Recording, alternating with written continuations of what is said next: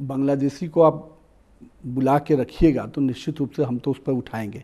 लेकिन जहाँ तक एसआईआर की बात है, एसआईआर में तो हिंदू का भी नाम कटा है, लेकिन जो बांग्लादेशी, जो मुसलमान बांग्लादेश से आकर यहाँ पर अपना नागरिकता लेने का प्रयास करेगा या उस प्रकार से खेल खेलेगा तो निश्चित रूप से उस पर कार्रवाई हो रही है। आने वाले समय में और कड़ी कार्रवाई होगी।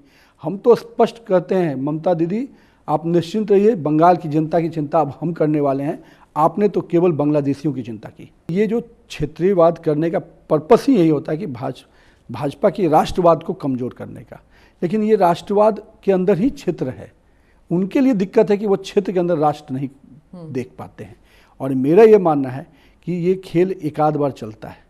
आज देश के कई राज्यों में जो इस तरह की चीजें पनपी, आज भाजपा के प्रति समर्थन और हमको विश्वास फिर से मिला।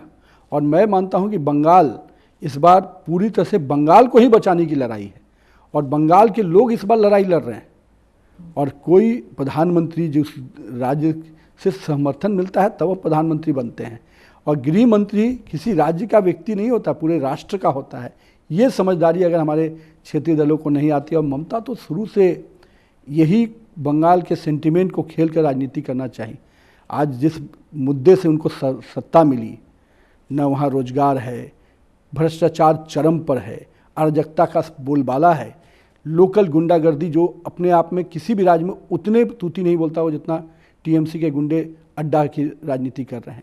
तो कहीं ना कहीं आम जनमानस से जो वसूली है वो देश में किसी भी राज्य में नहीं हो जितना बंगाल में। किसी भी राज्य में जो ऑब्जर्वर लगाए जाते हैं वो दूसरे राज्यों से ही लगाए जाते हैं, और आईएएस आईपीएस का कैडर सेंट्रल कैडर होता है, और उसमें जो राज्य कैडर के ऑफिसर्स होते हैं उनको राज्य में रखा जाता है।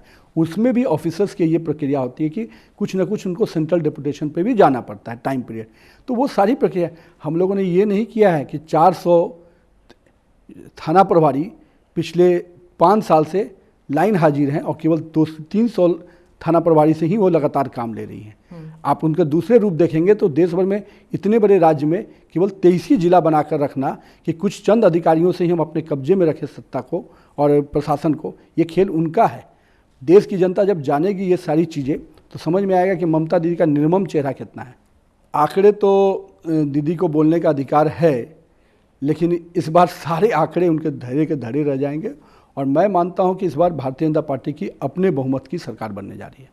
आप ये चीज़ को देखिए कि हमारे कैडर ने कितना सैक्रिफाइस किया है। मैं अभी केरल के कुछ परिवारों से मिला, करीब 68 परिवारों के साथ बैठना हुआ।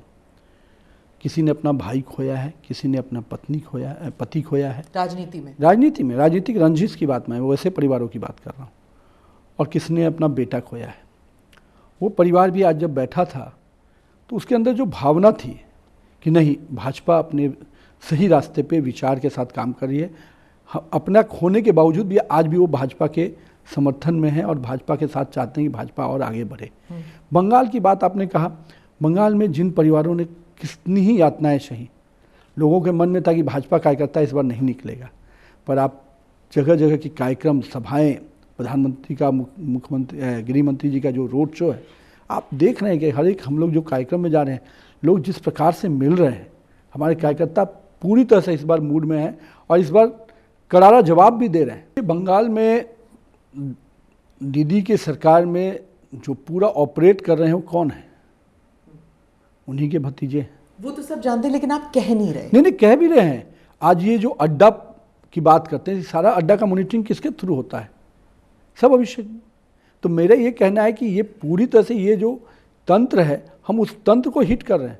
जब हम कह रहे हैं कि ये निर्मम सरकार जानी चाहिए, तो स्पष्ट रूप से ममता दीदी हैं उसके सामने में, कहीं कोई शब्दों में कोई उलझन की विषय नहीं है।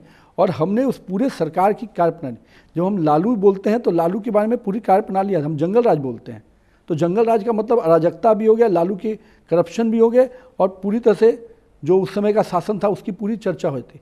आज जब हम निर्मम सरकार बोलते हैं तो ममता दी के सारे कारनामे उसके सामने आ जाते हैं। जहाँ तक आप तमिलनाडु की बात करें, करप्शन के सारे रिकॉर्ड को पार किया है, और आज जिस प्रकार से तुष्टिकरण की राजनीति हुई, हमने स्पष्ट रूप से उस पर स्टेलियन और उनके जो बेटे हैं उस पर पूरी तरह से हम लोगों ने उस पर हिट किया है। कहीं कोई कन्फ्यूजन नहीं है। भाजपा बहुत ही अपने जो भी विपक्ष हैं, हम उनके पूरे विषयों को उठाते हैं। हम कोई कंप्रोमाइज फार्मूला वाले राजनीति नहीं करते हैं।